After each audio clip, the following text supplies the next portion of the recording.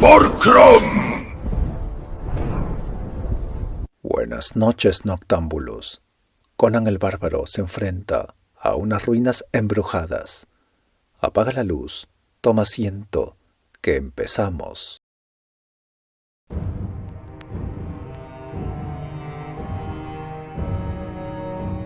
Conan el Bárbaro. Sombras a la luz de la luna, de Robert E. Howard. Conan no tarda mucho tiempo en llegar a jefe de una turba de forajidos con las que asola las fronteras occidentales del Imperio Turanio, hasta que su antiguo patrón, el rey Yildiz, adopta una política de represalias. Una de sus tropas, bajo el mando de Shah Amurad, atrae a los cosacos hacia el interior del territorio turanio y los deja aislados en una sangrienta batalla cerca del río Ibars. El orgullo de Conan le impide ser príncipe consorte de ninguna mujer, por hermosa y ardiente que sea. Al cabo de algún tiempo, el cimerio se escapa para volver a su tierra natal y vengarse de sus antiguos enemigos, los hiperbóreos. Conan cuenta casi 30 años. Sus hermanos de sangre, cimerios y asires, tienen mujeres y han engendrado hijos. Algunos de estos ya están tan crecidos que tienen la misma edad que tenía el cimerio cuando se aventuró por primera vez por los suburbios infestados de ratas de Zamora. Sus experiencias como pirata y mercenario han fomentado en él el espíritu guerrero y el placer del saqueo con tal intensidad que no puede seguir el ejemplo de sus hermanos de sangre. Y cuando los mercaderes traen noticias de que hay nuevas guerras en el sur, Conan monta a caballo y regresa a los reinos iborios.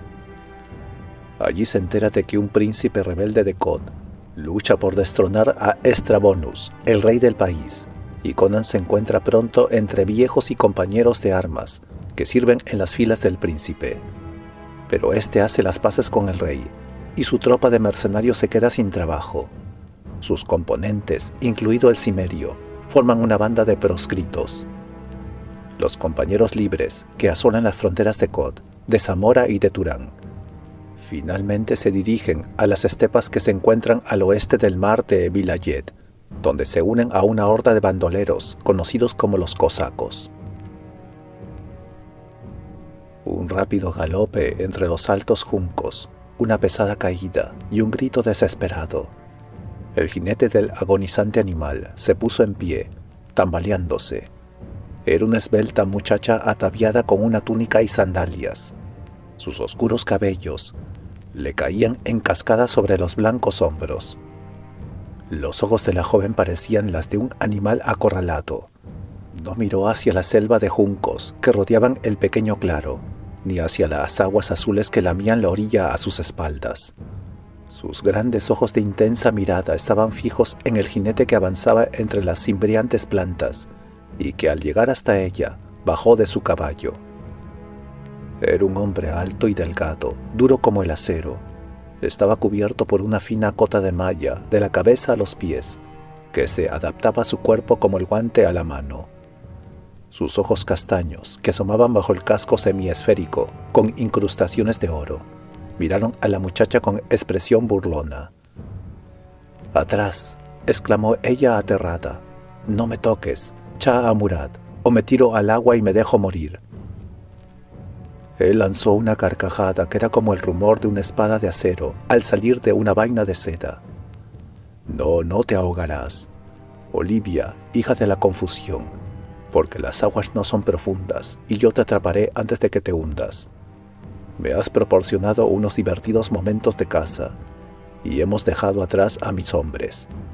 Pero no hay ni un solo caballo al oeste del mar de Vilayet que pueda sacar ventaja a mi Irem durante mucho rato». Y al decir esto, el hombre señaló con la cabeza al caballo de finas patas que estaba detrás de él. «Déjame marchar», suspiró la muchacha con el rostro cubierto de lágrimas. «No he sufrido ya bastante. ¿Hay acaso alguna humillación, dolor o infamia que no me hayas inferido? ¿Cuánto ha de durar mi tormento?» «Durará mientras encuentre placer en tus lamentos, en tus súplicas y en tus lágrimas», repuso él, con una sonrisa que habría parecido amable a un extraño. Eres muy atractiva, Olivia. Me pregunto si llegaré a cansarme alguna vez de ti, como me he cansado antes de otras mujeres. Eres vivaz y alegre, a pesar de todo. Cada día que paso a tu lado me proporciona nuevas delicias. Pero vamos, regresemos a Akiv, siguió diciendo él, donde la gente aún festeja al vencedor de los miserables cosacos, en tanto que él, el triunfador, se dedica a perseguir a una pobre fugitiva, a una necia, adorable y estúpida muchacha que quiere escapar. «No», exclamó la joven, retrocediendo en dirección a las aguas que estaban entre los junquillos. «Sí», dijo él. El ramalazo de cólera del hombre fue como la chispa que enciende el pedernal. Con increíble rapidez, la cogió por la muñeca y se la retorció cruelmente, hasta que ella cayó de rodillas, gritando. «Ramera», dijo él, «debería llevarte a rastras hasta Akiv, atada a la cola de mi caballo, pero tendré compasión y te llevaré en mi silla. Por este favor deberás darme las gracias humildemente, y luego...» El hombre soltó a la muchacha y profirió un juramento al tiempo que saltaba hacia atrás y desenvainaba su espada. Una terrible aparición surgió de los juncos y lanzó una exclamación de odio. Olivia, que miraba la escena desde el suelo, vio un hombre que parecía un salvaje o un loco avanzando hacia Shah Amurad en actitud amenazadora. Era un individuo de constitución fuerte, cubierto únicamente por un taparrabo manchado de sangre y de barro seco. Su negra melena también tenía abundantes trazas de lodo y de sangre, y lo mismo ocurría con su pecho, brazos y piernas, así como la espalda que empuñaba en la mano derecha, tras la maraña de oscuros cabellos. Sus ojos inyectados en sangre brillaban como dos llamas azules. «Perro Hircáneo», dijo la aparición con acento bárbaro, «los demonios de la venganza te han traído hasta aquí». «¡Un cosaco!», exclamó Shah Amurad, retrocediendo. «No sabía que uno de esos perros hubiera escapado. Pensé que estabais todos muertos en la estepa, a orillas del río Ibars». «Todos menos yo, maldito», gritó el otro. «Ah, cómo había soñado con este momento cuando me arrastraba entre las zarzas o estaba tendido bajo las rocas, mientras las hormigas roían mi carne y me revolcaba en el cieno que me cubría hasta la boca. Lo soñé, pero nunca creí que se convertiría en realidad. Cuánto he anhelado este momento». Resultaba terrible contemplar el gozo sanguinario del desconocido. Sus mandíbulas chasqueaban espasmódicamente y la espuma cubría sus labios ennegrecidos. «Atrás», ordenó Shah Amurad, mirando fijamente al otro hombre. «No, Shah Amurad, gran señor de Akiv», repuso el cosaco con una voz que parecía el aullido de un lobo salvaje. «Oh, maldito seas, cuánto me alegra verte, miserable. A ti, que has convertido a mis camaradas en pasto de los buitres. Tú que los hiciste descuartizar entre caballos salvajes, que los dejaste ciegos y los mutilaste, perro infame». La voz del bárbaro se había convertido en un grito enloquecido cuando atacó. A pesar del terror que le había provocado aquella salvaje aparición, Olivia temió que el desconocido cayera al primer choque de las espadas. Loco o salvaje, ¿qué podía hacer aquel hombre semidesnudo contra el amo de Akiv, protegido por su cota de malla? Las hojas de las espadas lanzaron destellos, aunque apenas parecían haberse rozado. Luego la cimitarra del cosaco chocó con el sable de Shah Amurad y cayó con terrible fuerza sobre su hombro. Olivia no pudo contener una exclamación ante la violencia atroz de aquel golpe. Entre el crujido metálico de la malla hendida, la muchacha oyó claramente el ruido de huesos rotos. El hircáneo retrocedió, pálido como la muerte, y con la cota de malla empapada de sangre. El sable se deslizó de sus dedos, incapaces de todo movimiento. «¡Piedad!», exclamó jadeando. «¿Piedad?», dijo el desconocido, con la cólera reflejada en su voz. «Sí, la misma piedad que tuviste con nosotros, cerdo, Olivia cerró los ojos. Aquello ya no era una pelea, sino una carnicería infernal y sangrienta, generada por la furia y el odio en que culminaban los sufrimientos de la batalla, la masacre y la tortura, y los padecimientos de la sed y el hambre. A pesar de que Olivia sabía que Shah Murad no merecía ninguna piedad, cerró los ojos y se cubrió los oídos con las manos para no ver la chorreante espada que se hundía una y otra vez, como el hacha de un carnicero, hasta que los gritos se convirtieron en un estertor que finalmente se debilitó hasta cesar por completo. Entonces abrió los ojos y vio al extranjero en el momento en que éste retiraba la espada del ensangrentado remedo de ser humano que había dejado en el suelo. El hombre jadeaba exhausto y lleno de ira. Tenía la frente perlada de sudor y la mano derecha empañada de sangre fresca. El desconocido no dijo una sola palabra, ni siquiera miró a la muchacha.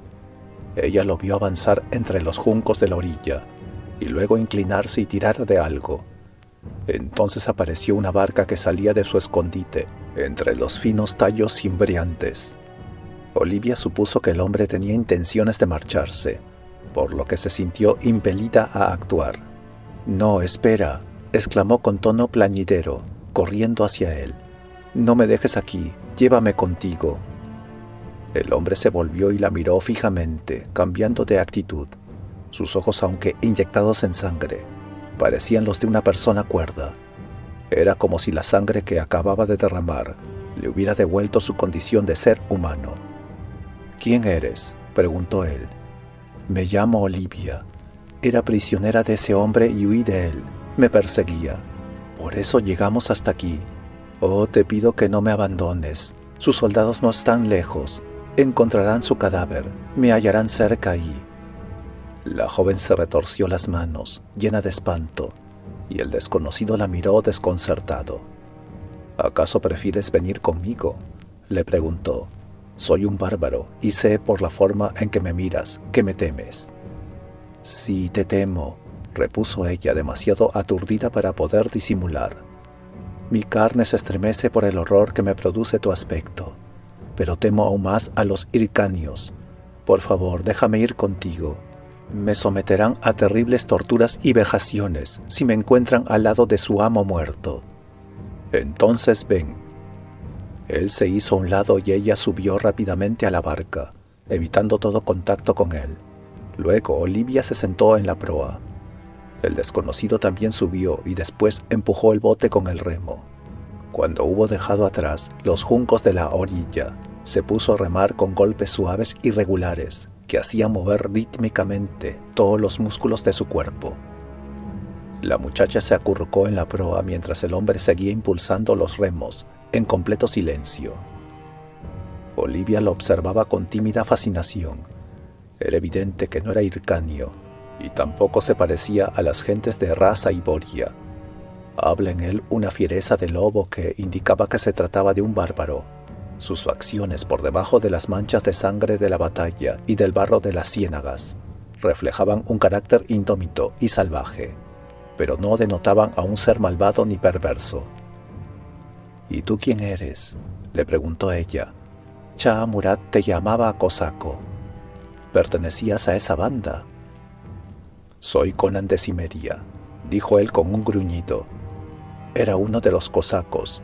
Así nos llaman los perros hircanios». Olivia sabía vagamente que la tierra que él había mencionado se encontraba muy lejos, hacia el noroeste, más allá de las fronteras más remotas de los diversos reinos habitados por gentes de la raza de ella. «Y yo soy una de las hijas del rey Ofir», dijo la joven. «Mi padre me vendió a un jefe chemita porque no quise casarme con un príncipe de Kod». El cimerio lanzó un gruñido de sorpresa y los labios de Olivia se curvaron en una amarga sonrisa. «Sí», agregó ella, «los hombres civilizados también venden a sus hijos como esclavos a los salvajes en ocasiones, y os llaman bárbaros a vosotros, Conan de Cimmeria». «Nosotros no vendemos a nuestros hijos», afirmó él con brusquedad. «Bien, el caso es que me vendieron. El hombre del desierto que me compró no abusó de mí, pero quería ganarse la buena voluntad de Shah Murad, y yo estaba entre los regalos que llevó a los purpúreos jardines de Akif.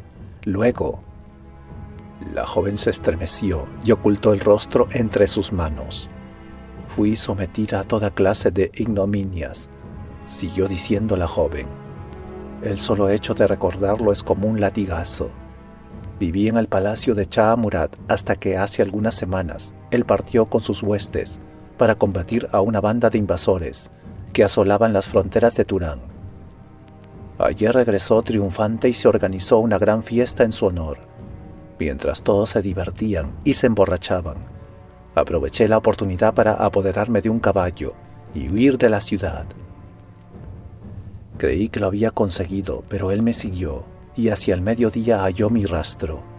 Dejé atrás a sus vasallos, pero no pude huir de él. Entonces llegaste tú. Estaba oculto entre los juncos, dijo el cimerio.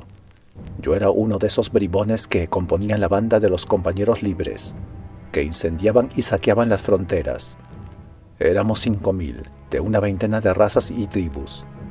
La mayoría de nosotros habíamos servido como mercenarios a un príncipe rebelde del este de Kod, pero cuando éste hizo las paces con su condenado soberano, nos quedamos sin trabajo.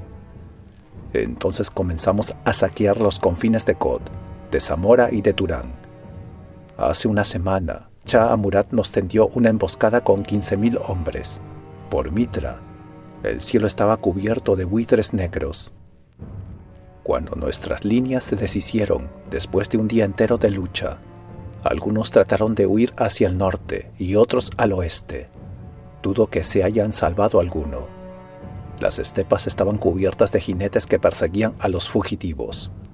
Yo me dirigí hacia el este y finalmente llegué a los pantanos que rodean esta parte del mar de Vilayet. Me he ocultado entre los juncos desde entonces. Hace solo 2 días que los jinetes dejaron de batir las marismas en busca de algún fugitivo. Me escondí y me enterré como una serpiente, alimentándome de ratas almizcleras que comía crudas, porque no podía hacer fuego. Por la mañana encontré esta barca oculta entre los juncos. No pensaba ir hacia el mar hasta la noche, pero después de haber matado a Shah Murad, me he enterado de que sus esbirros están cerca y por eso me marcho. ¿Y ahora qué hacemos? No hay duda de que nos perseguirán, aun cuando no lleguen a descubrir las huellas del bote, que traté de disimular lo mejor posible. Seguramente sospecharán que nos dirigimos hacia el mar, sobre todo cuando no nos encuentren en las marismas. Pero ya estamos en marcha, y yo seguiré pegado a estos remos hasta que lleguemos a un escondite seguro. ¿Dónde lo hallaremos?, preguntó ella con gesto desesperanzado. Vilayet es un mar interior dominado por los hircanios. Algunas gentes no piensan así, repuso Conan con una sonrisa algo siniestra. Especialmente los esclavos que han huido de las galeras y se han convertido en piratas. ¿Cuáles son tus planes? Los hircanios dominan las costas del suroeste a lo largo de cientos de leguas. Falta mucho todavía para llegar hasta sus fronteras en el norte. Pienso seguir en esa dirección hasta que los hayamos dejado atrás. Luego iremos hacia el oeste y trataremos de desembarcar en las orillas rodeadas de estepas deshabitadas. ¿Y si nos encontramos con los piratas o nos sorprende una tormenta?, preguntó Olivia. Además allí nos moriremos de hambre. Yo no te he pedido que vinieras conmigo, le recordó el cimerio. Lo siento, repuso ella, e inclinó su hermosa cabeza morena. Piratas, tempestades, hambre, todo eso es menos cruel que la gente de Turán. Sí, dijo Conan con el rostro sombrío, y todavía no he saldado mi cuenta con ellos. Pero tranquilízate, muchacha. Las tormentas son raras en el mar de Vilayet, en esta época del año. Si llegamos a las estepas, no nos moriremos de hambre. Yo me crié en tierras inhóspitas y peladas. Son estos malditos pantanos, con su hedor y sus mosquitos, los que me desconciertan. En la estepa me encuentro como en mi casa. En cuanto a los piratas... Conan sonrió enigmáticamente y se inclinó con más energía sobre los remos. El sol se había ocultado como una bola de cobre que cae en un mar de fuego. El azul del mar se fundía con el del cielo, y después ambos se convertían en un suave terciopelo oscuro, constelado de estrellas. Olivia se apoyó en la roda de la barca que se balanceaba suavemente, en un estado de semisueño casi irreal. Tenía la sensación de estar flotando en el aire, con estrellas por encima y por debajo de ella. Su silencioso compañero se recortaba vagamente contra la suave oscuridad.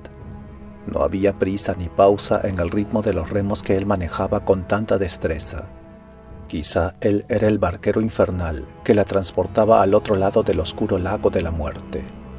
Pero la muchacha olvidó sus temores y se sumergió en un sueño apacible, acompañada por el movimiento monótono de los remos. La luz del alba se reflejó en los ojos de Olivia cuando se despertó, con un hambre espantosa. Se había despertado debido a un cambio brusco en la dirección de la barca. Conan descansaba sobre los remos mirando por encima de ella. La muchacha se dio cuenta de que el cimerio había estado remando toda la noche y se maravilló ante su resistencia de hierro. La joven se volvió para seguir la mirada de Conan y vio un muro verde de árboles y arbustos que circundaban con una amplia curva una pequeña ensenada, cuyas aguas estaban quietas, como la superficie de un cristal azul. «Esta es una de las muchas islas que existen en este mar interior», dijo Conan. «Se supone que están deshabitadas, y he oído decir que los hircanios raras veces las visitan. Además, ellos no suelen alejarse de las costas con sus galeras, y nosotros hemos estado navegando muchas horas. Antes de que oscurezca, habremos dejado de ver tierra». Con unos pocos golpes de remo, Conan el cimerio llevó el bote hasta la orilla, aseguró el cabo de proa a un árbol y saltó a tierra. Tendió la mano a Olivia, que hizo una mueca de dolor al ver las manchas de sangre que cubrían la piel del cimerio, y se estremeció al sentir la fuerza que emanaba de la mano del bárbaro. Una quietud de ensueño reinaba en los bosques que circundaban la pequeña ensenada azul. Luego, entre los árboles, se oyó el trino matinal de un pájaro y se escuchó el susurro de las hojas movidas por la brisa.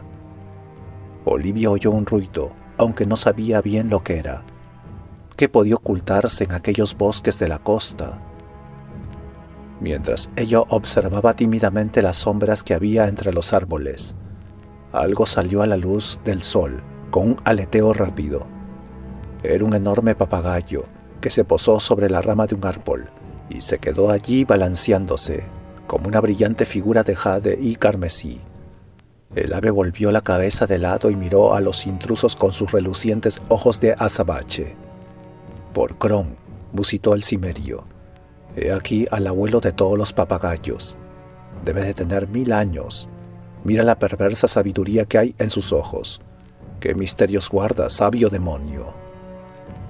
De repente el pájaro extendió sus alas multicolores y gritó con voz ronca: «Yak Kolan, Yokta, Chutala». Luego lanzó un chillido que parecía una espantosa risa humana. Remontó el vuelo y desapareció entre las sombras opalescentes de los árboles. Olivia miró en dirección al lugar por el que había desaparecido el papagayo y sintió como si una extraña premonición le tocara la espina dorsal con una mano helada. «¿Qué dijo?», preguntó en un susurro. «Juraría que eran palabras humanas», repuso Conan, «pero en una lengua que ignoro». «Yo tampoco lo conozco», afirmó la muchacha. «Sin embargo, tiene que haberlas aprendido de labios humanos. ¿Humanos o...?» Se quedó mirando hacia el bosque y se estremeció sin saber por qué. «Crom, tengo un hambre espantosa», exclamó el cimerio. «Sería capaz de comerme un búfalo entero. Buscaremos frutos, pero antes voy a lavarme este barro y esta sangre seca. No es nada agradable ocultarse en los pantanos». Dejó la espada a un lado e, internándose en el agua transparente y azul, hizo sus abluciones. Cuando salió a la orilla, su piel bronceada brillaba bajo los rayos del sol y su negra melena ya no estaba desordenada. Sus ojos azules, aunque ardían con un fuego inextinguible, ya no estaban inyectados en sangre, pero la felina ligereza de su andar y el aspecto peligroso de su semblante no se había alterado. Se volvió a colocar la espada e hizo una señal a Olivia para que lo siguiera. Abandonaron la orilla y se internaron en el bosque, pasando bajo las arcadas que formaban las grandes ramas de los árboles. Pisaron una hierba menuda y verde que apagaba el ruido de sus pasos. Entre los troncos de los árboles pudieron divisar un paisaje sobrenatural y fantástico.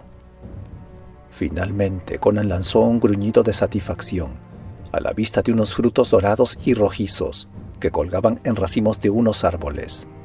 Indicó a la muchacha que tomara asiento en un tronco caído y fue llenando su falda de exóticos frutos que se pusieron a comer con manifiesto placer.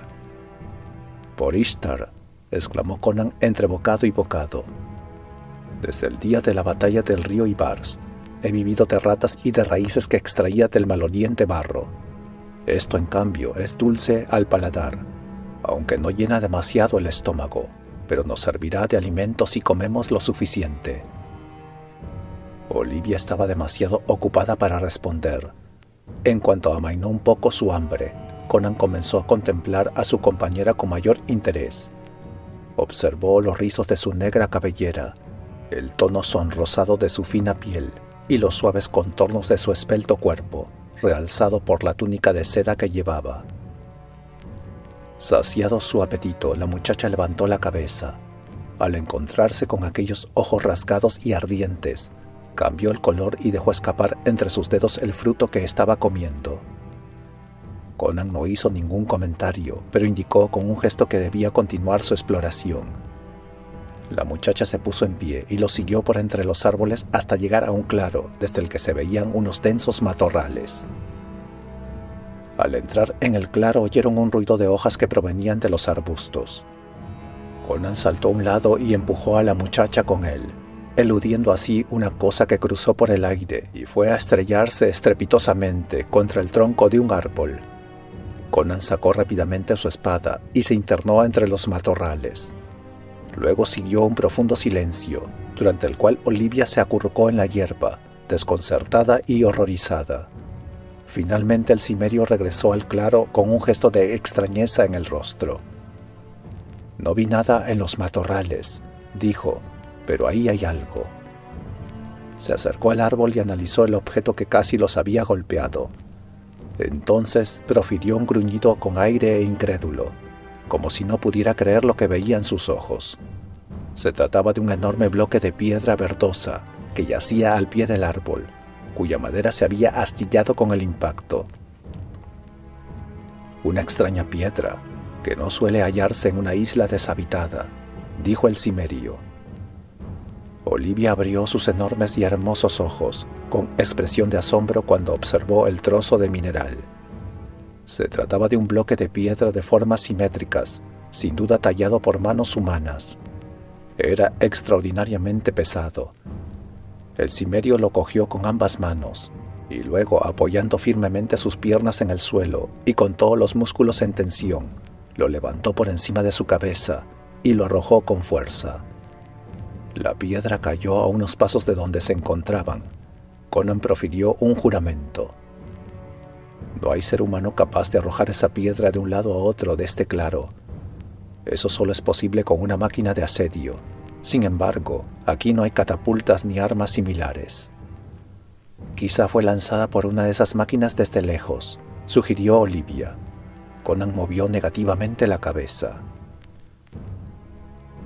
«No cayó oblicuamente desde arriba, sino que fue arrojada desde aquellos matorrales en línea horizontal.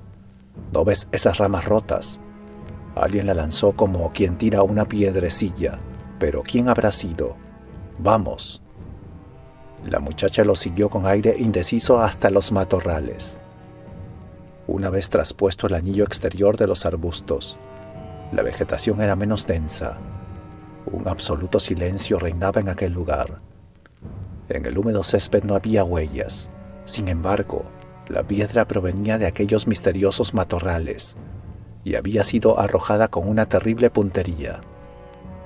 Conan se inclinó sobre el césped y vio que la hierba estaba aplastada en algunos lugares.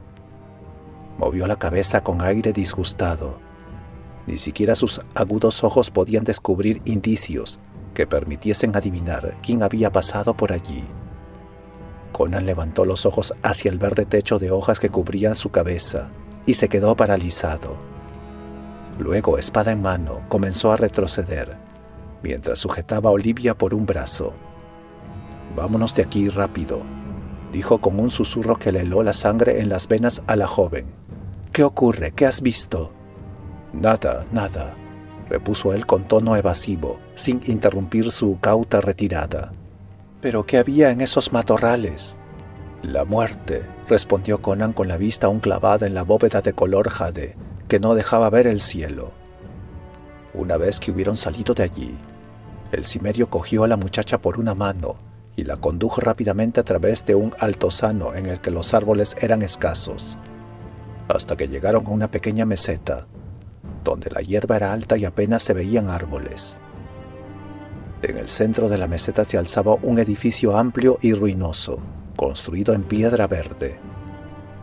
Ambos contemplaron la pétrea estructura, llenos de asombro. No había leyendas que refiriesen la existencia de tal edificio en una de las islas del mar de Villalet. La pareja se acercó con cautela. Vieron que el musgo y los líquenes trepaban por las paredes de la piedra y que en el techo habían numerosos boquetes que dejaban ver el cielo. Por todas partes se veían escombros, algunos ocultos a medias entre las altas hierbas. Daba la impresión de que en tiempos remotos se hubiera alzado allí una ciudad entera, pero ahora solo quedaban en pie la gran sala, cuyas paredes se mantenían en precario equilibrio entre las enredaderas. Las puertas que pudo haber en aquellos vanos hacía tiempo que habían desaparecido. Conan y la joven se detuvieron en la amplia entrada y miraron el interior. Los rayos del sol entraban a raudales a través de los agujeros de las paredes y del techo, creando un vivo contraste de luces y sombras. Conan aferró con fuerza su espada y entró en el edificio con la cabeza hundida entre los hombros y el cauto andar de una pantera. Olivia lo siguió sigilosamente. Una vez dentro, el cimerio profirió un gruñido de sorpresa y Olivia ahogó un grito. «¡Oh, mira, mira!» «Sí, ya veo», repuso él, «pero no hay nada que temer, no son más que estatuas». «Sin embargo, parecen vivas, y qué expresión maligna tienen», dijo ella en susurros, acercándose más a Conan.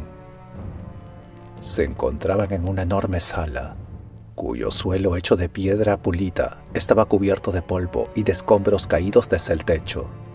Las enredaderas que crecían entre las piedras tapaban los numerosos boquetes.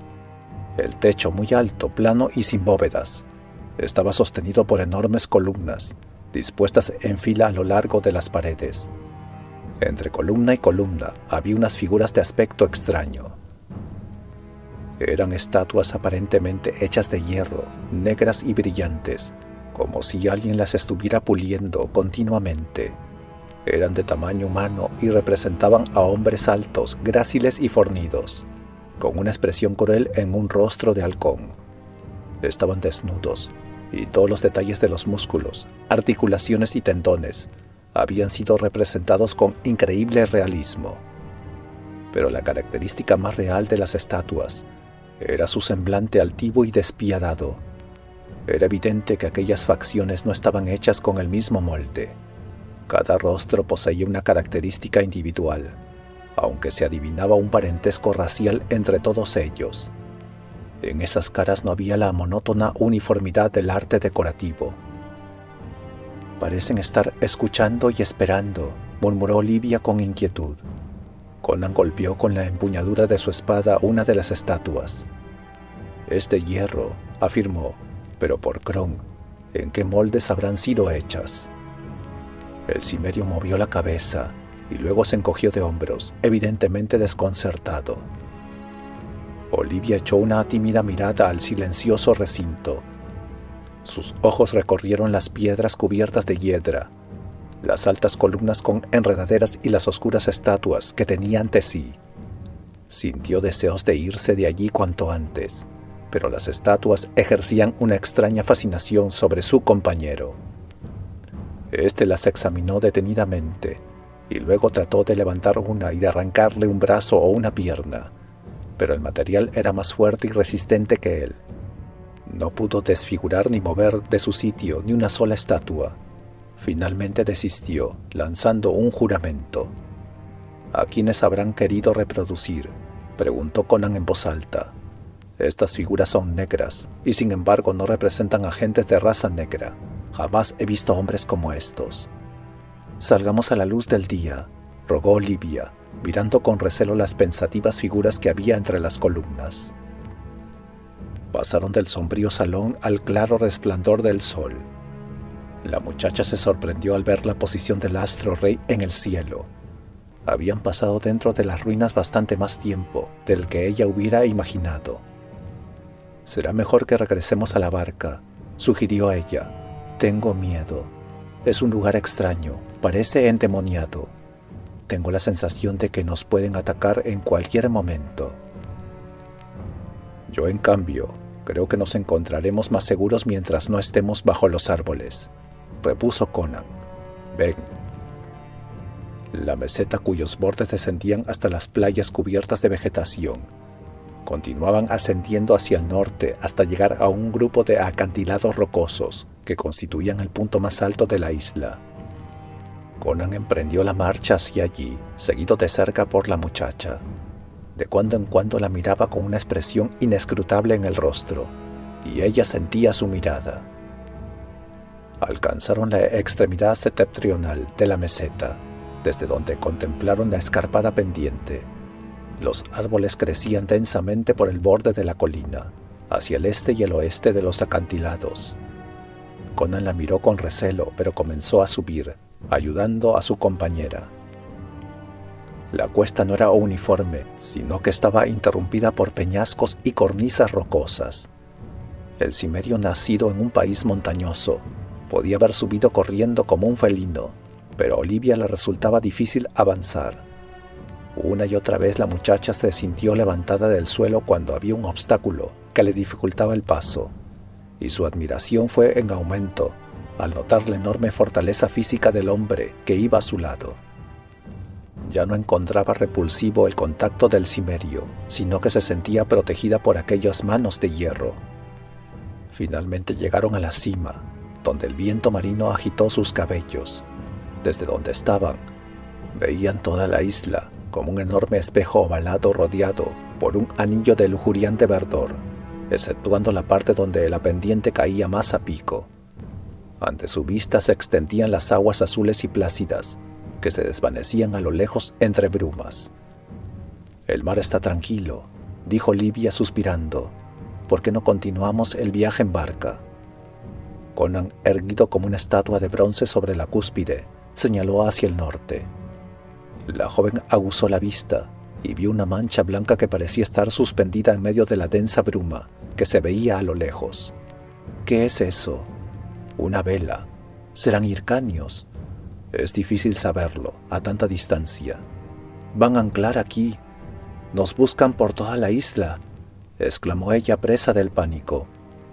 «Lo dudo. Vienen del norte, de modo que no pueden estar buscándonos. Quizás se detengan aquí por alguna otra razón, en cuyo caso tendremos que escondernos lo mejor que podamos. Creo que se trata de piratas, o bien de una galera hircania que regresa de alguna incursión por las costas del norte. En este último caso, no creo que se detenga aquí, pero no podemos volver al mar hasta que se hayan desaparecido de nuestra vista, pues ellos vienen por donde nosotros debemos marcharnos. Seguramente pasarán la noche en la isla, y al amanecer podremos seguir viaje». «¿Entonces tendremos que pasar la noche aquí?», preguntó ella con un estremecimiento. «Es lo más conveniente. En ese caso, durmamos aquí entre las rocas», suplicó la muchacha. Conan movió negativamente la cabeza, mientras observaba los árboles cercanos, que constituían una masa verde con prolongaciones a ambos lados de los riscos. Hay demasiados árboles. Dormiremos en las ruinas. Olivia lanzó un grito de protesta. Nadie te hará daño allí, dijo el cimerio procurando calmarla. Sea quien fuera el que arrojó la piedra, no nos siguió fuera del bosque, y nada indicaba que hubiera alguien oculto entre las ruinas. Además, tu piel es delicada y estás acostumbrada a ropas abrigadas y a manjares exquisitos. Yo puedo dormir desnudo sobre la nieve sin sentir demasiada incomodidad, pero si pasaras la noche a la intemperie, estoy seguro de que hasta el rocío te produciría calambres. Olivia sintió en silencio, y ambos emprendieron el descenso. Después de cruzar la meseta se acercaron una vez más a las sombrías ruinas, a las que el tiempo había dado un aire de misterio. El sol se hundía bajo la meseta. En los árboles cercanos a la pendiente encontraron frutos que les sirvieron de cena.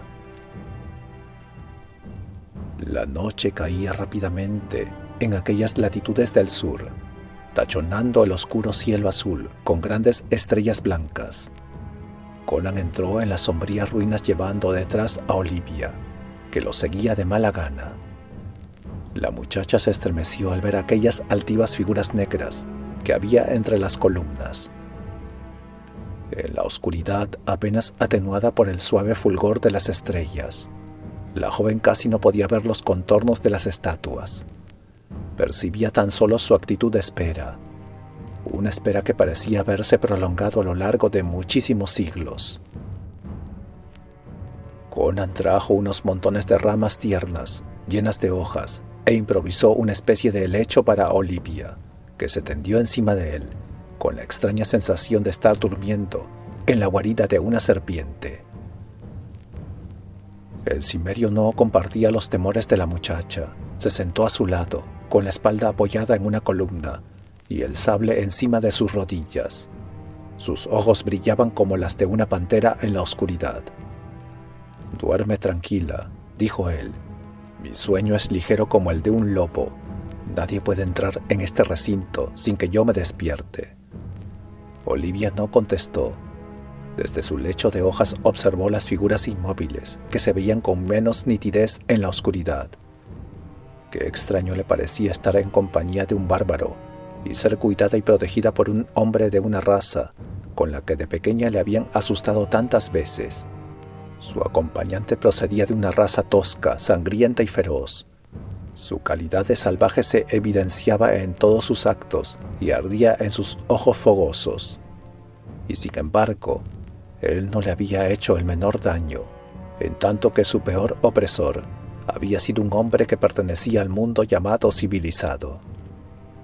Mientras una deliciosa languidez invadía sus miembros, Olivia se sumergió en un suave sueño, y su último pensamiento fue el recuerdo del firme contacto de los dedos de Conan en su carne.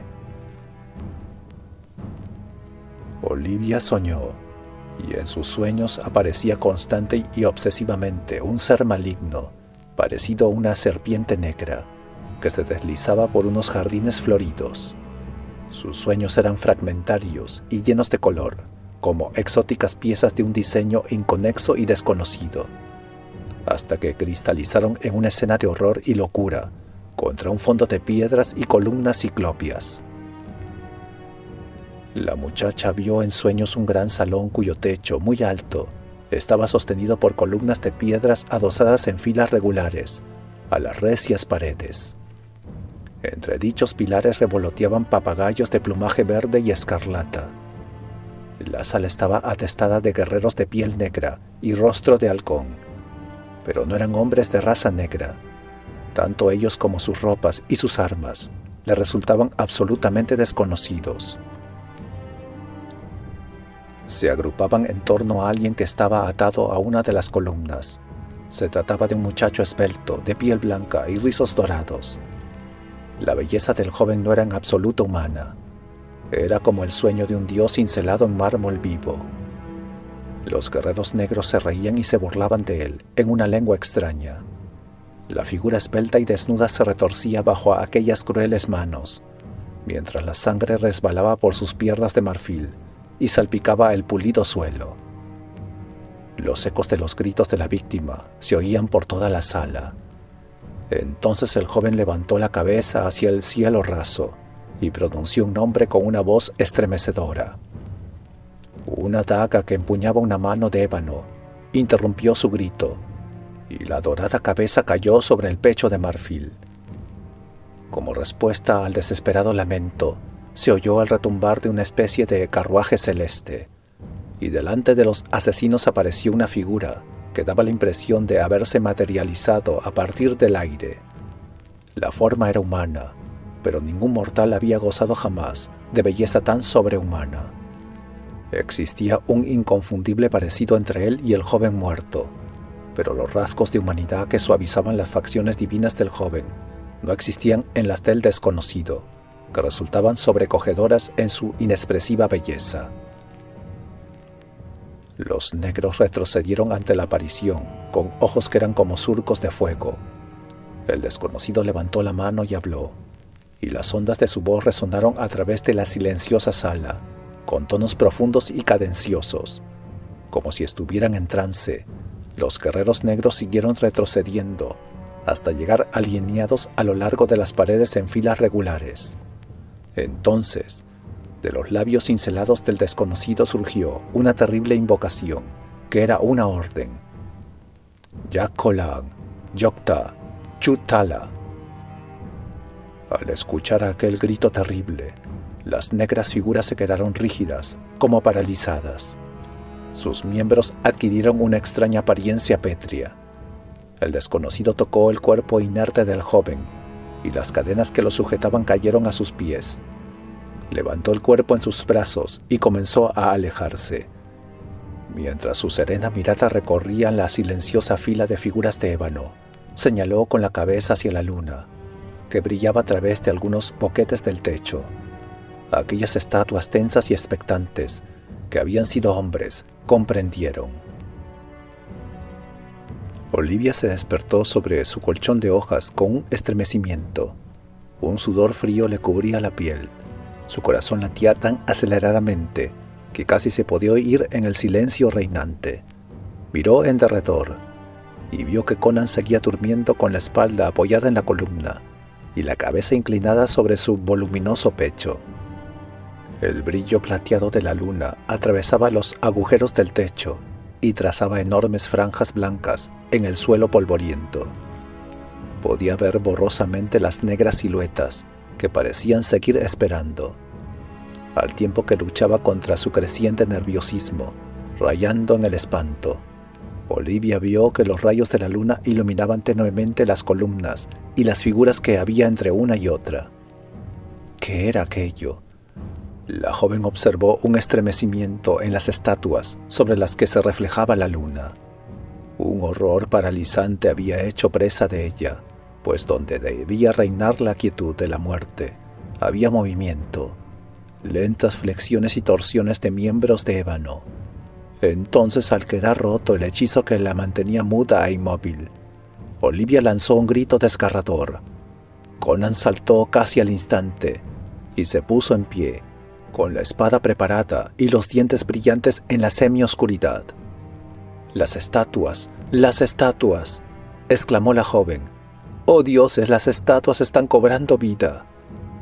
A continuación, la muchacha saltó a través de un amplio boquete que había en la pared y echó a correr frenéticamente, sin dejar de gritar. Finalmente unos brazos le rodearon y ella luchó desesperadamente contra aquello que la retenía, hasta que una voz familiar atravesó la cortina de horror y vio a Conan, cuyo rostro era una máscara perpleja a la luz de la luna. «En nombre de Kron, muchacha, ¿qué ocurre? ¿Tuviste una pesadilla?», le preguntó él, y su voz resonó extraña y lejana. Sin dejar de sollozar, Olivia rodeó con sus brazos el cuello del cimerio y se aferró a él, temblando convulsivamente. «¿Dónde estás? Nos han seguido». «Nadie nos sigue», repuso Conan. La joven se incorporó, todavía aferrada a él, y miró temerosa a su alrededor. Su huida desesperada le había llevado hasta el borde sur de la meseta. Justo debajo de ella se hallaba la pendiente, cuya parte inferior quedaba oculta por las espesas sombras de los bosques. Detrás de ellos se alzaban las ruinas iluminadas por la luna. ¿No viste esas estatuas?, le preguntó a Conan.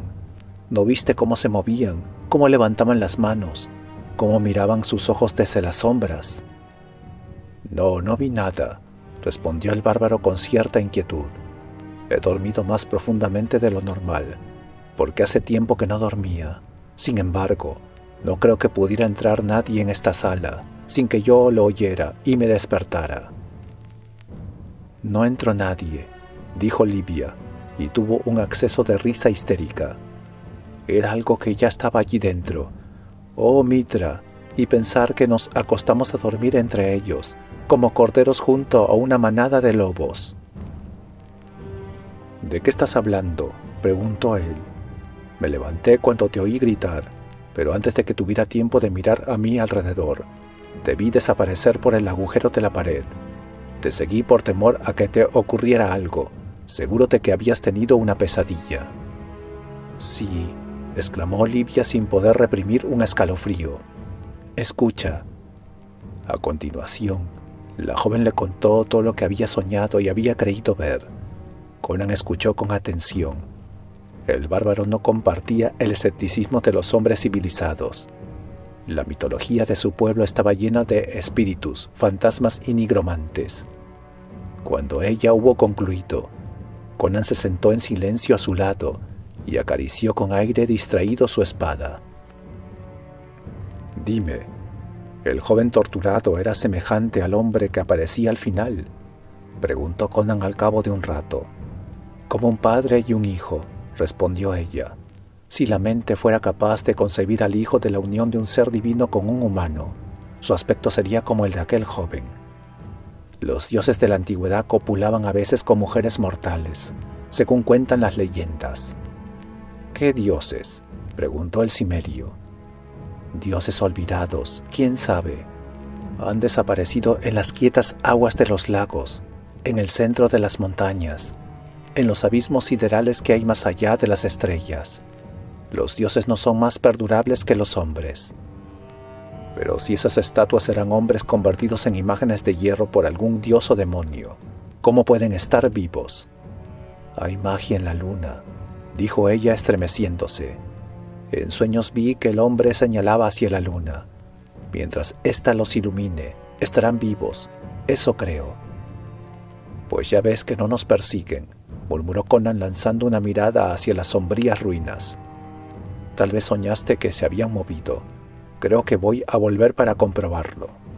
No, no, exclamó Livia, aferrándose a él con desesperación. Quizá algún hechizo los retiene en aquella sala. No vuelvas, te torturarán despiadadamente. Oh, Conan, vamos a la barca y huyamos de esta isla maldita. Seguramente el barco Hircania ya se habrá marchado. Vámonos. Su súplica era tan desesperada que Conan estaba impresionado. Su curiosidad en relación con las estatuas se veía frenada por su espíritu supersticioso. No temía a enemigos de carne y hueso, por poderosos que fueran, pero cualquier alusión a lo sobrenatural despertaba en él el monstruoso terror atávico de los bárbaros. Finalmente Conan tomó a la muchacha de la mano y ambos descendieron colina abajo y se internaron entre los frondosos bosques, donde las hojas susurraban y desconocidas aves nocturnas murmuraban somnolientas. Debajo de los árboles se arracimaban las sombras, y Conan avanzó procurando eludir las manchas más oscuras. Sus ojos escrutaban todos los rincones, incluyendo las ramas que había encima de sus cabezas. Avanzaba rápida pero cautelosamente, y su brazo ceñía con tal fuerza la cintura de la muchacha, que ésta se sentía transportada más que guiada. Ninguno de los dos habló. El único sonido que se oía era el rápido y nervioso jadeo de Olivia, así como el roce de sus pequeños pies sobre la hierba. Así llegaron hasta la orilla del mar, que brillaba como plata fundida a la luz de la luna. Deberíamos haber traído algunos frutos con nosotros, musitó Conan, pero seguramente hallaremos otras islas. Aún faltan algunas horas para que amanezca y... La voz murió en sus labios. La soga de la barca todavía estaba atada a la rama, pero en el otro extremo Solo había restos de maderos destrozados y sumergidos a medias en el agua. Olivia profirió un grito ahogado. El cimerio se volvió con rapidez y quedó frente a las densas sombras, agazapado como una amenaza. En el bosque reinaba una quietud total. Las aves nocturnas habían dejado de cantar, y ni siquiera la brisa agitaba las ramas. Sin embargo, desde algún lugar se oyó un roce de hojas.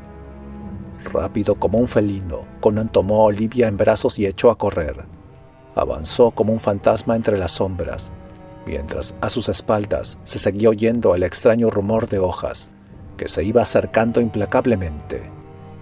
De repente la luna iluminó sus rostros, mientras Conan remontaba la pendiente con gran rapidez.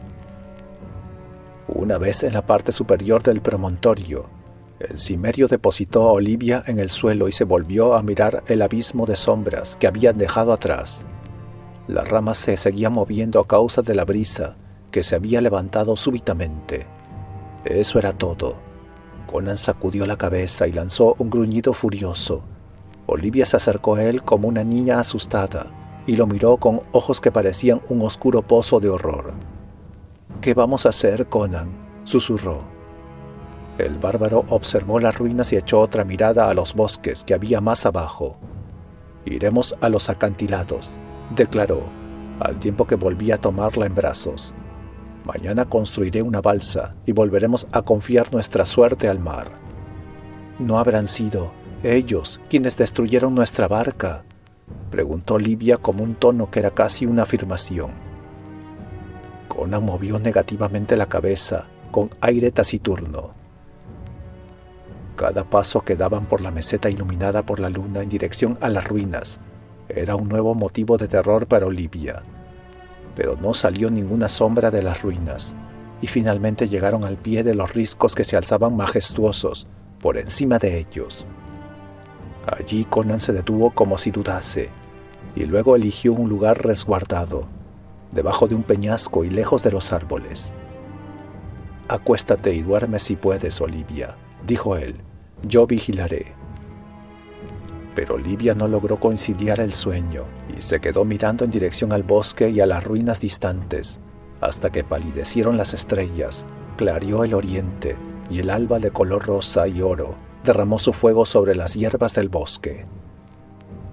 La muchacha se puso rápidamente en pie y recordó todos los acontecimientos de la víspera. A la luz del día sus temores nocturnos le parecieron invenciones de una imaginación sobreexcitada. Conan se acercó a ella y le dijo algo que la electrizó. Poco antes del alba oyó un ruido de aparejos y un chasquido de remos. Un barco ha fondeado en la caleta, no lejos de aquí. Probablemente sea el que vimos ayer. Iremos a los acantilados para ver lo que ocurre. Subieron por los riscos y tendidos boca abajo entre las rocas. Vieron un mástil que sobresalía por encima de los árboles. «Es una nave hircania por el aspecto de su aparejo», murmuró el cimerio. «Me pregunto si la tripulación». Llegó hasta ellos un rumor de voces lejanas, y por el extremo sur del acantilado vieron aparecer una abigarrada horda que, tras avanzar algunos pasos, se detuvo al borde de la colina para entrar en conciliábulo. Agitaban los brazos, esgrimían sus espadas y discutían en voz alta. Finalmente todo el grupo se encaminó hacia las ruinas cruzando la meseta oblicuamente, de modo que debían pasar por el pie del acantilado. «Piratas», murmuró Conan, y una maliciosa sonrisa afloró a sus labios. «Parece que han capturado una galera hircania. Ven, escóndete entre esas rocas y no salgas de allí hasta que yo te diga». Una vez que la muchacha quedó bien oculta entre los peñascos que había en la cima del acantilado, el cimerio agregó: «Voy a enfrentarme con esos perros. Si mi plan sale bien, todo se arreglará y nos iremos con ellos. De lo contrario, será mejor que sigas oculta entre las rocas hasta que se hayan marchado, pues no hay demonios más crueles en toda la isla que esos lobos de mar».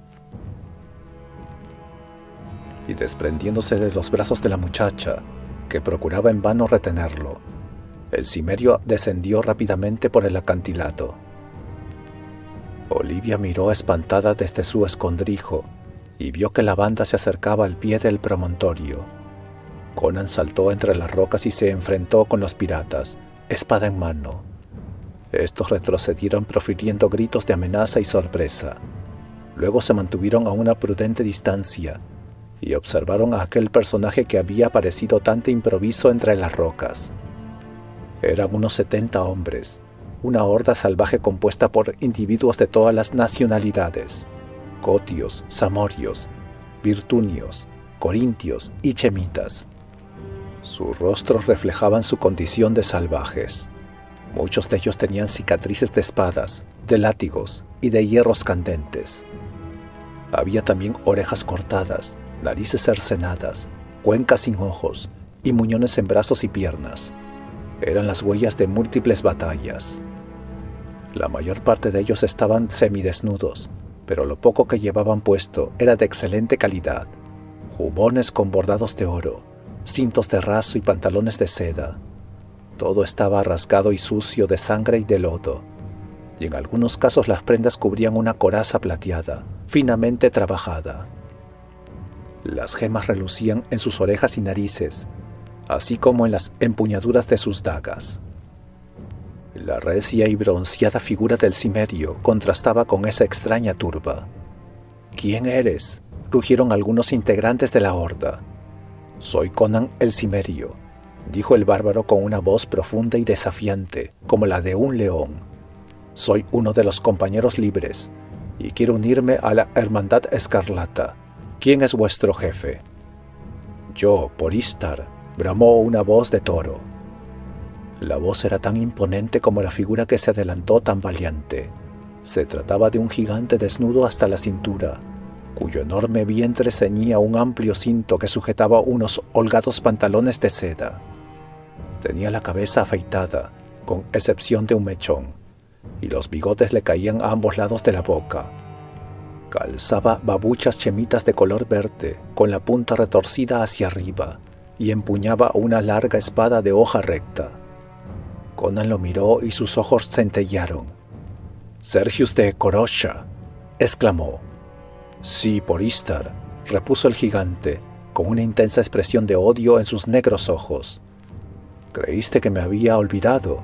No, Sergius jamás olvida a un enemigo. Voy a colgarte de los pies y a desollarte vivo. A él, muchachos».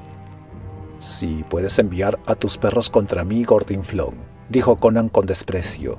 «Siempre has sido un cobarde, cerdo cotio».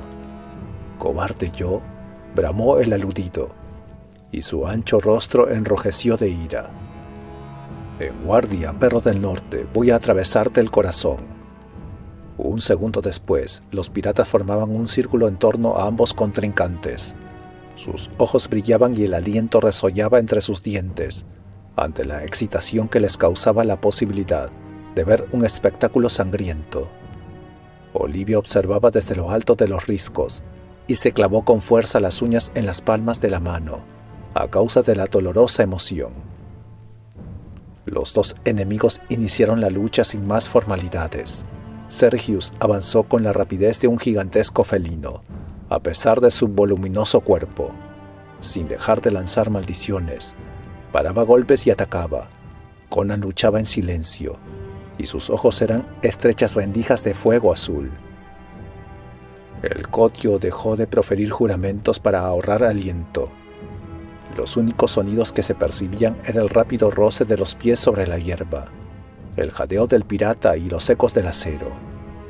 Las espadas centellaban con una luz acerada bajo el sol de la mañana, trazando círculos y líneas quebradas en el aire. Parecían repelerse mutuamente, para volver a encontrarse con redoblada violencia. Sergius retrocedía. Tan solo su enorme destreza lo había salvado de caer en los primeros momentos ante la cegadora rapidez del cimerio. De repente se oyó un choque metálico más fuerte, luego un juramento ahogado. De la horda de piratas surgió un grito feroz que cortó el aire al hundir Conan su espada en el voluminoso cuerpo del capitán. Se entrevió la punta metálica como una blanca llama entre los hombros de Sergius. El cimerio retiró el acero en el momento en que el pesado cuerpo caía de bruces al suelo, en medio de un charco de sangre. mientras sus anchas manos se retorcían unos instantes. Conan se volvió rápidamente hacia los atónitos piratas y dijo con un rugido: «Bueno, perros, ya he enviado a vuestro jefe al infierno. ¿Qué dice la ley de la Hermandad Escarlata?». Antes que nadie pudiera responderle, un britunio con cara de ratón que se hallaba detrás de sus compañeros hizo girar rápidamente una honda y arrojó una piedra que avanzó como un dardo hasta su blanco. Conan se tambaleó y cayó abatido como un enorme árbol bajo el hacha del leñador. Arriba en la cima del acantilado, Olivia tuvo que sujetarse a una piedra para no caer. La escena giró vertiginosamente ante sus ojos. Lo único que pudo ver fue que el cimerio yacía tendido sobre la hierba, mientras la sangre manaba de su cabeza. El individuo con cara de ratón profirió un grito triunfal y corrió a apuñalar al caído, pero un enjuto corintio lo detuvo y lo empujó hacia atrás. «¿Qué, vas a romper la ley de la hermandad, Aratus?» «No quebranto ninguna ley», dijo el britunio con un gruñido. «Que no, perro. Este hombre que acabas de abatir es por justo derecho nuestro capitán». «No, de ninguna manera», exclamó Aratus. «No pertenecía a nuestra banda, sino que era un intruso. No había sido admitido en la hermandad. El hecho de haber matado a Sergius no lo convierte en nuestro capitán, como habría ocurrido, en cambio, si lo hubiera matado a cualquiera de nosotros». «Pero él quería unirse a nuestra banda», repuso el corintio. Todos lo oímos. Entonces se oyó el clamor de una fuerte discusión. Algunos se mostraron partidarios de Aratus y otros del corintio, al que llamaban Ivanos. Se profirieron juramentos y amenazas, y las manos aferraron las empuñaduras de las espadas. Finalmente, un chemita dijo en voz alta: «¿Por qué discutir si este hombre está muerto?». «No, no está muerto», repuso el corintio, tras examinar rápidamente a Conan. «Solo está aturdido por el golpe». Con ello se reanudaron las discusiones, y Aratus trató de rematar al herido, lo que impidió Ivanos, con actitud amenazadora y la espada desenvainada. Olivia tuvo la sensación de que el corintio apoyaba a Conan, no tanto por defenderlo, sino por oponerse a Aratus. Seguramente ambos hombres habían sido lugartenientes de Sergius, y no se profesaban ninguna simpatía. Tras muchas discusiones, decidieron atar a Conan y llevárselo con ellos, para decidir más tarde sobre su suerte.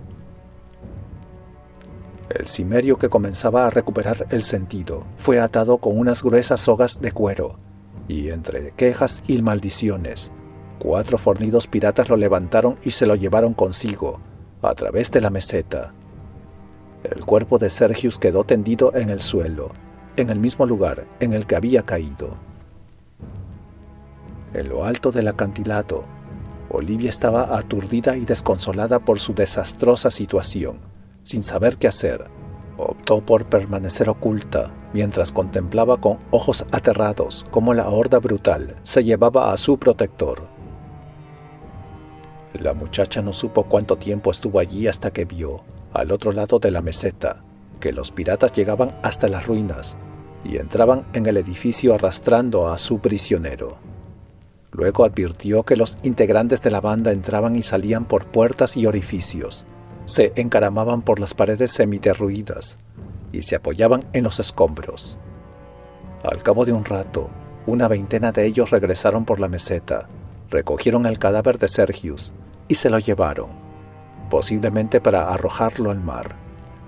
Cerca de las ruinas, los demás piratas se dedicaban a cortar árboles y partían leña como para hacer fuego. Olivia oyó sus voces y sus gritos, ininteligibles a causa de la distancia. Finalmente volvieron los que habían recogido el cadáver de Sergius, cargados con barricas de bebida y sacos de comida. Avanzaron hacia las ruinas profiriendo maldiciones a causa del peso que llevaban. Olivia observaba todo esto de un modo casi maquinal, pues su abrumado cerebro estaba a punto de estallar a causa de la intensidad de las emociones sufridas. Ahora que estaba sola frente a tantos peligros, se daba cuenta de lo mucho que había significado para ella la protección del cimerio. Así eran las bromas del destino, capaz de hacer que la hija de un rey dependiese por completo de un bárbaro, con las manos cubiertas de sangre. La joven sintió repugnancia hacia los de su clase. Tanto su padre como Shah Murad eran hombres a los que se consideraba civilizados, pero con ellos solo había experimentado sufrimientos. Jamás había conocido a un hombre civilizado que la tratase con delicadeza, a menos que tuviera una razón oculta y egoísta para hacerlo. Conan, en cambio, la había ayudado y protegido sin pedirle nada a cambio, por el momento. La muchacha apoyó la cabeza en sus brazos y se puso a llorar amargamente, hasta que unos gritos distantes le recordaron la peligrosa situación en la que se encontraba. Lanzó una mirada hacia las oscuras ruinas donde se movían los piratas como figuras diminutas a causa de la distancia. Algunos de ellos se dirigieron hacia la densa vegetación, aunque el terror que habían sentido en las ruinas la noche anterior pudiera ser producto de su imaginación. La amenaza que se cernía sobre ella desde la espesura del bosque era algo muy real. Si mataban a Conan o se lo llevaban los piratas consigo, el único recurso que le quedaba era entregarse a esos lobos de mar o quedarse sola en aquella isla embrujada. El horror de su triste suerte la dominó hasta tal extremo que la joven se desmayó. El sol estaba ya en el ocaso cuando Olivia recobró el sentido. Una suave brisa llevaba hasta sus oídos gritos lejanos y el sonido de canciones obscenas. La muchacha levantó la cabeza cautelosamente y miró a través de la meseta. Vio a los piratas reunidos en torno a la hoguera, en el exterior de las ruinas, y su corazón latió aceleradamente cuando advirtió que un grupo de corsarios salía del interior del edificio en ruinas, arrastrando a alguien que resultó ser Conan. Lo colocaron contra una pared, aún firmemente atado, y luego tuvo lugar una larga discusión, durante la cual blandieron armas. Después lo volvieron a llevar al interior del templo y continuaron bebiendo copiosamente. Olivia suspiró. Al menos Conan seguía vivo. Entonces tomó una determinación. Al caer la tarde se arrastraría hasta aquellas lúgubres ruinas e intentaría liberar al Cimerio. Si fracasaba, caería en manos de aquella turba de desalmados. La muchacha era consciente de que al liberar a Conan no lo hacía solo por motivos egoístas. Tranquilizada por esta idea, se arrastró por las cercanías del lugar en el que se encontraba, en busca de algunos frutos que crecían en los alrededores. No había comido nada desde el día anterior. Mientras estaba ocupada en aquella tarea, tuvo la extraña sensación de que alguien la observaba. Llena de temor, ascendió por la parte norte del acantilado y miró nerviosamente hacia abajo, en dirección a los cimbreantes matorrales, que se llenaron de sombras después de la puesta del sol. Olivia no vio nada sospechoso. Desde el lugar en que se encontraba era imposible que alguien la pudiera ver. Sin embargo, sintió la mirada de unos ojos ocultos y tuvo la certeza de que un ser animado y sensible era consciente de su presencia. La muchacha regresó a su escondite y se echó de bruces entre las rocas, observando las ruinas distantes hasta que cayó la noche. Luego la luz de las llamas vacilantes le indicó el lugar en el que se encontraban las negras figuras de los piratas, que correteaban tambaleándose a causa del vino. Entonces Olivia se puso en pie. Era hora de llevar a cabo un plan. Primero volvió al extremo norte de los riscos y miró hacia abajo, en dirección a los bosques que bordeaban la playa. Aguzó la vista todo lo que pudo, y a la tenue luz de las estrellas vio algo que la dejó paralizada. Sintió como si una mano helada le tocara el corazón. Allí abajo algo se movía. Se trataba de una sombra negra que destacaba de los demás y se desplazaba lentamente, ascendiendo por la abrupta ladera del acantilado. Era una vaga masa informe que se movía en la penumbra. El pánico le atenazaba la garganta. Olivia dominó un grito instintivo llevándose una mano a la boca. Luego se dio vuelta y descendió rápidamente por la ladera sur. Aquella huida por la sombría pendiente fue como una pesadilla. tropezaba y resbalaba en su intento de aferrarse a las melladas rocas con sus heladas manos. Las piedras desgarraron la fina piel de sus brazos y piernas. Olivia echó de menos al bárbaro de músculos de acero que el día anterior le había llevado en brazos. Pero este era solo uno de tantos pensamientos que asaltaron como un torbellino la mente de la desvalida joven. Olivia tuvo la sensación de que el descenso era interminable, pero finalmente sus pies pisaron la hierba de la colina. Entonces echó a correr con loco frenesí hacia las hogueras que ardían como el rojo corazón de la noche. Tras de sí oyó el ruido de una cascada de piedras que caían por la ladera de la colina, y ese sonido prestó alas a sus pies. Procuró no pensar en quién podía haber provocado la caída de esas piedras. El esfuerzo físico que tuvo que realizar disipó en parte el ciego terror que la dominaba, y antes de llegar a las ruinas, su mente estaba clara y sus facultades alertas, a pesar de que le temblaban las piernas a causa de la carrera. Después echó de bruces y reptó sobre la hierba, hasta que pudo observar a sus enemigos escondida tras unos árboles que se habían salvado del hacha de los piratas. Estos ya habían cenado, pero seguían llenando sus jarras y copas doradas en los barriles de vino. Algunos roncaban ya sonoramente sobre la hierba, en tanto que otros se dirigían tambaleándose hacia las ruinas. La joven no vio señal alguna del cimerio. Permaneció allí acostada, mientras el rocío comenzaba a impregnar las hojas que había a su alrededor. Los pocos hombres que había junto a la hoguera jugaban, maldecían y discutían.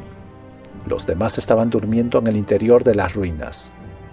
Sin saber qué hacer, Olivia siguió donde estaba, mientras aumentaba su angustia por la incertidumbre de la espera. Un escalofrío le recorrió el cuerpo al pensar en lo que había visto al subir por la ladera norte, y quién podía estar observándola y acercándose a ella por detrás. El tiempo pasó con una extraordinaria lentitud. Uno a uno los piratas que aún estaban despiertos fueron cayendo en el sopor de la ebriedad, hasta quedar todos dormidos junto al fuego moribundo. Olivia vaciló, luego se decidió a actuar al ver un tenue resplandor que se alzaba entre los árboles. La luna estaba saliendo. Se puso en pie de un salto y corrió hacia las ruinas. Con el corazón encogido avanzó de puntillas entre los piratas borrachos que dormían ante el portal del edificio semiderruido. Dentro habían muchos más piratas que se movían y hablaban en medio de sus agitados sueños de alcohol, pero ninguno se despertó cuando la muchacha se deslizó entre ellos. Un mudo sollozo de alegría surgió de sus labios cuando vio a Conan. El cimerio estaba despierto, atado a una columna. Sus ojos azules brillaron, reflejando el tenue resplandor de la hoguera que había en el exterior. Avanzó entre los durmientes y se acercó a Conan, que la había visto en cuanto apareció en el portal. Una leve sonrisa se dibujó en sus labios. Olivia se acercó y se abrazó a él. El cimerio notó el acelerado latir del corazón de la joven contra su pecho. A través de una enorme grieta que había en la pared, entró un rayo de luz lunar. El aire estaba cargado de una tensión sutil. El cimerio lo advirtió y su cuerpo se puso rígido. Lo mismo le ocurrió a la joven, que lanzó un suspiro. Los piratas seguían roncando sonoramente. Olivia se inclinó y extrajo una daga del cinto de uno de ellos, y procedió a cortar las fuertes ligaduras que retenían al cimerio. Eran cabos de aparejos, gruesos y resistentes, y estaban atados con la destreza de los marineros. La muchacha trabajó con desesperación, mientras la luz de la luna se acercaba lentamente por el suelo de la sala en dirección a las negras figuras que había entre las columnas. Olivia jadeaba. Las muñecas de Conan habían quedado libres, pero sus codos y piernas seguían firmemente atados. La joven echó una mirada fugaz a las estatuas, que parecían esperar y esperar. Tuvo la impresión de que la estaban mirando con la impaciencia atroz de un ser vivo. Los borrachos que yacían a sus pies comenzaron a moverse y a refunfuñar en sueños. La luz de la luna se acercaba a los negros pies de las estatuas. En ese momento se rompieron las cuerdas que retenían los brazos de Conan, que cogió la daga de las manos de Olivia y de un solo tajo cortó la cuerda que le inmovilizaba las piernas. Se apartó de la columna, flexionando los brazos, entumecidos después de tantas horas de estar atado. La joven se acurrucó contra él, temblando como una hoja. Sería una ilusión creada por la luz de la luna, la que llenaba de fuego los ojos de las negras estatuas y los hacía brillar con un resplandor rojizo en la penumbra. Conan se movió con la rapidez de un felino, levantó su espada del suelo y, cogiendo a Olivia en brazos, se deslizó a través de una abertura del muro cubierto de hiedra. No dijeron una sola palabra. Con la joven en brazos, Conan avanzó rápidamente sobre la hierba bañada por la luz de la luna. Olivia rodeó con sus brazos el enorme cuello del cimerio, cerró los ojos y apoyó su cabeza en el hombro de su acompañante. La invadía una deliciosa sensación de seguridad. A pesar de la carga que llevaba, el cimerio cruzó la meseta en pocos segundos, y al abrir los ojos, Olivia pudo comprobar que estaban pasando bajo la sombra del acantilado. «Había alguien subiendo por los riscos», susurró ella. «Lo oí detrás cuando yo estaba bajando». «Tendremos que arriesgarnos», dijo él. «No tengo miedo ahora», repuso Olivia suspirando. «Tampoco tuviste miedo cuando fuiste a liberarme. Por Kron, qué día. No sé cómo he salvado el pellejo. Aratus quería matarme, e Ívanos se negó, tal vez para contrariar a Aratus, al que odia. Estuvieron discutiendo, peleando y escupiéndose el uno al otro, pero sus compinches estaban demasiado borrachos como para tomar partido». Conan se detuvo súbitamente, como una estatua de bronce bajo la luz de la luna. Con rápido ademán, echó a un lado a la muchacha, que se puso detrás de él. Olivia no pudo evitar un grito de espanto ante lo que vio. De las sombras de los riscos surgió una masa monstruosa, un horror con forma vagamente humana, una grotesca parodia de hombre. Su aspecto recordaba a un ser humano, pero su rostro era bestial, con orejas pegadas, nariz ancha y brillante y unos enormes labios flácidos que dejaban ver unos afilados colmillos. Estaba cubierto de un enmarañado cabello plateado que brillaba a la luz de la luna. Sus grandes manos, como garras deformes, casi tocaban el suelo. El volumen de su cuerpo era enorme, aun cuando estaba encorvado y sus cortas piernas se arqueaban. Su cabeza cónica se alzaba muy por encima de la del cimerio. La amplitud de su peludo torso y de sus enormes espaldas quitaban el aliento. Los brazos eran como grandes árboles nudosos. La escena iluminada por la luna daba vueltas ante los ojos de Olivia. Así pues, allí terminaba su viaje.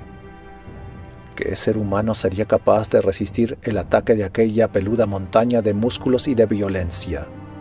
Sin embargo, mientras observaba con ojos desorbitados por el horror del cuerpo de bronce que se enfrentaba al monstruo, advirtió una pavorosa similitud entre ambos antagonistas. Tuvo la sensación de que el enfrentamiento no era tanto la lucha entre un hombre y una bestia, como el conflicto entre dos seres salvajes, igualmente implacables y feroces. El monstruo atacó, enseñando sus blancos colmillos.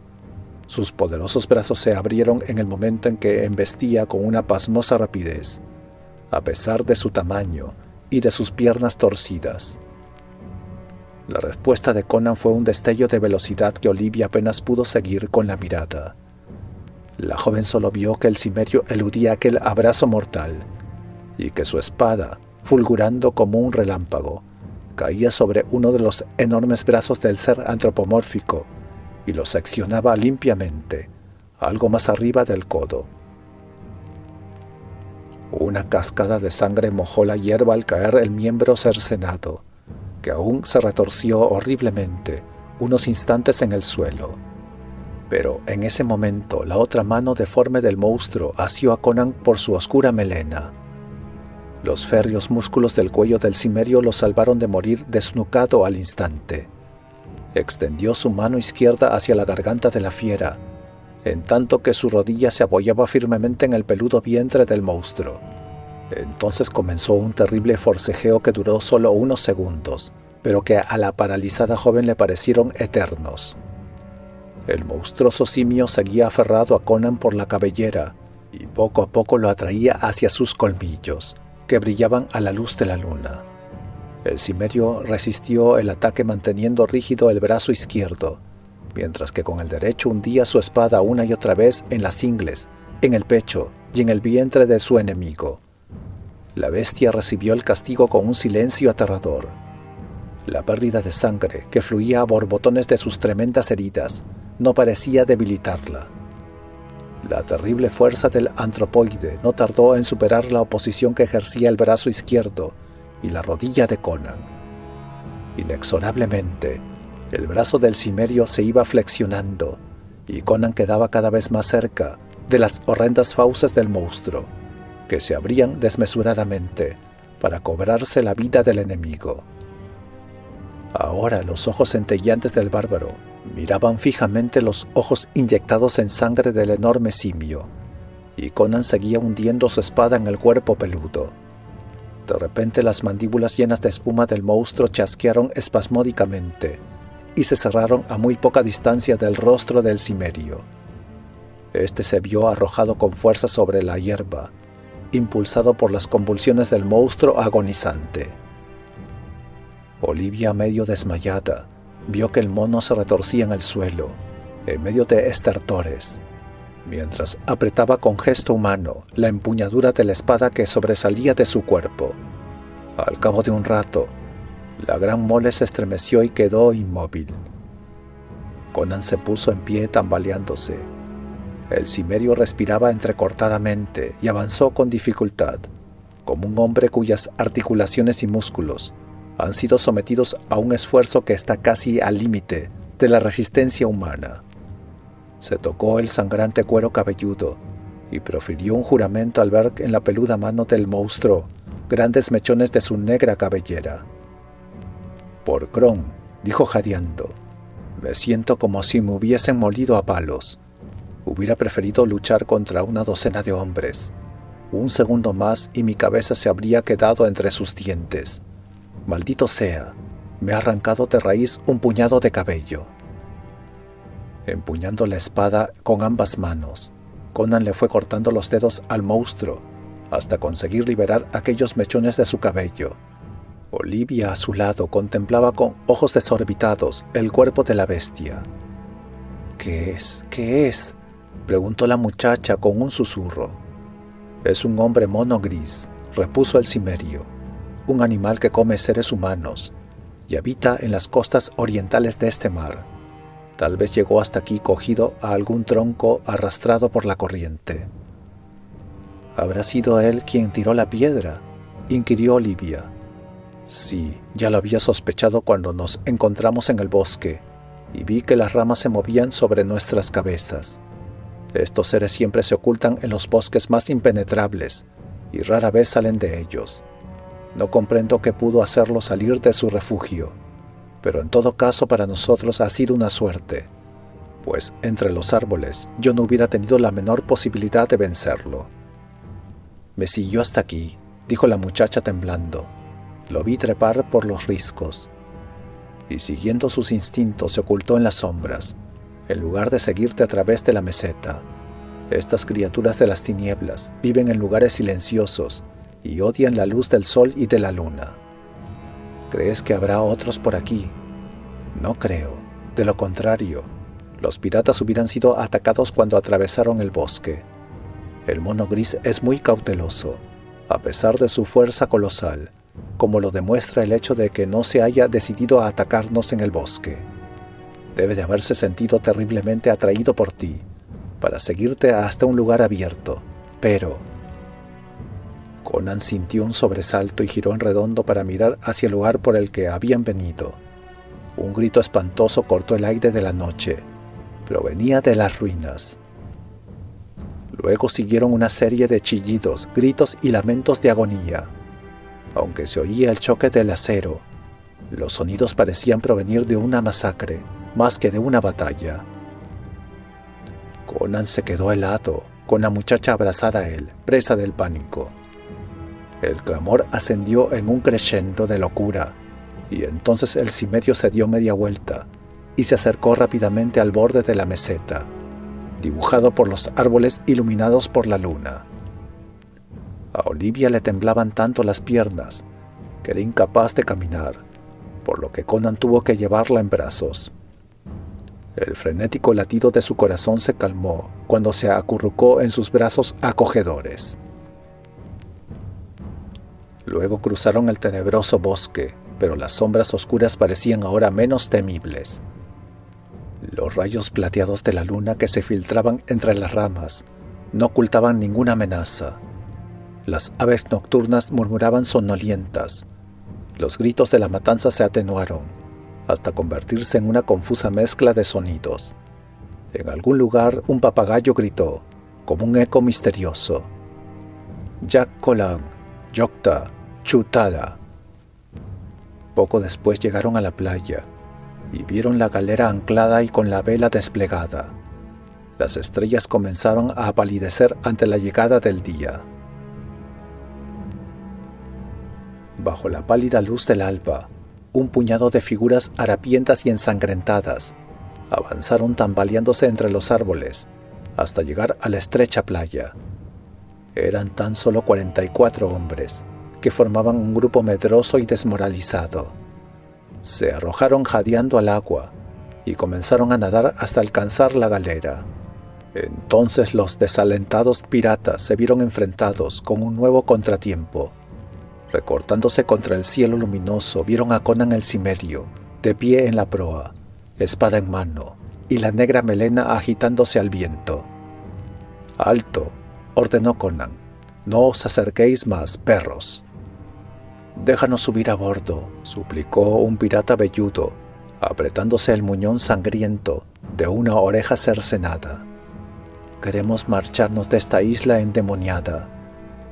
«Al primer hombre que intente subir por la borda le parto la cabeza», advirtió el cimerio. Eran 44 hombres contra uno, pero Conan lo tenía todo a su favor. La terrible experiencia pasada les había quitado todo impulso combativo. «Déjanos subir al barco, amigo», rogó gimoteando un pelirrojo zamorio, al tiempo que lanzaba una mirada temerosa por encima de su hombro en dirección a los silenciosos bosques. «Estamos tan destrozados, heridos y cansados de luchar, que no estamos en condiciones de levantar una espada». «¿Dónde está el perro de Aratus?», preguntó Conan. «Muerto como tantos otros. Cayeron sobre nosotros como demonios. Nos habrían hecho pedazos a todos si no hubiésemos despertado. 1 docena de nuestros hombres murieron mientras dormían. Las ruinas estaban llenas de sombras, con ojos ardientes, afiladas garras y colmillos». «Sí», intervino otro corsario, «eran los demonios de la isla, que adoptaron formas de estatuas para engañarnos. Por Ishtar que fuimos incautos al echarnos a dormir entre ellos. Pero no somos cobardes y les presentamos batalla, con las desventajas de un mortal que lucha contra los poderes de las tinieblas. Luego huimos y ahí quedaron destrozados cadáveres, como si fueran chacales. Pero estamos seguros de que nos perseguirán». «Sí, déjanos subir a bordo», suplicó un enjuto chemita. «Déjanos subir por las buenas, o empuñaremos las espadas a pesar de nuestro cansancio, y aunque mates a muchos de nosotros, no podrás con todos». «Entonces haré un agujero en el casco y hundiré el barco», repuso Conan con tono lúgubre y amenazador. Un frenético coro de protestas acogió estas palabras, pero él las silenció con un rugido semejante al del león. «Perros, ¿creéis que voy a ayudar a mis enemigos? Debo permitiros que subáis a bordo para que me cortéis el corazón en pedazos». «No, no», protestaron a coro. «Seremos amigos, Conan. Somos tus camaradas, muchacho, pues todos somos proscritos. Odiamos al rey de Turán, igual que tú». El abatido grupo miró al cimerio, que a su vez los observaba con el ceño fruncido. «Entonces si soy uno de la hermandad», dijo con un gruñido, «las leyes de esta tienen aplicación también a mí, y puesto que he matado a vuestro jefe en una lucha cuerpo a cuerpo, soy vuestro capitán». No hubo voces disidentes. Los piratas estaban demasiado agotados y acobardados como para pensar en otra cosa que no fuera marcharse cuanto antes de aquella temible isla. Conan vio entre los hombres al corintio que tenía algunas heridas y estaba manchado en sangre. «Tú, Ivanos», dijo el cimerio, «antes te pusiste de mi parte. ¿Volverías a hacerlo?» «Sí, por Mitra», respondió el pirata, que deseaba congraciarse con el cimerio. «Tiene razón, muchachos. Él es nuestro capitán, de acuerdo con la ley de la hermandad». Se oyó un rumor de voces aprobadoras, quizá no demasiado entusiastas, pero con una convicción acentuada por la sospecha de que detrás de ellos, en los bosques, podían estar siguiéndolos los negros seres demoníacos, de ojos rojizos y garras sangrantes. «Juradlo sobre la empuñadura de vuestras espadas», dijo el cimerio. Hacia él se alzaron 44 espadas, y otras tantas voces pronunciaron el juramento de lealtad de los piratas. Conan sonrió y a continuación envainó la espada, al tiempo que les decía: «Subid a bordo, mis bravucones, y coged los remos». Luego se volvió y levantó a Olivia, que había permanecido oculta tras la borda. «¿Qué será de mí, señor?», inquirió la muchacha. «¿Qué deseas hacer?», preguntó a su vez Conan, mirándola fijamente. «Quiero ir contigo a donde quiera que vayas», respondió Olivia, rodeando con sus blancos brazos el bronceado cuello del cimerio. «¿Estás dispuesta a seguir un camino de sangre y muerte?», preguntó él. «Esta galera dejará un rastro de color carmesí por donde pase». «No me importa navegar sobre aguas azules o rojas, si lo hago a tu lado», repuso ella con tono apasionado. «Tú eres un bárbaro y yo una paria rechazada por mi propia gente. Ambos vagamos por el mundo sin rumbo fijo. Por favor, llévame contigo». Lanzando una repentina carcajada, Conan la cogió por la cintura y la levantó hasta sus labios fieros y ardientes, exclamando: «Te convertiré en la reina del mar azul. A vuestros puestos, tigres del mar. Por Kron, que no tardaremos en quemar los pantalones del rey Yildiz».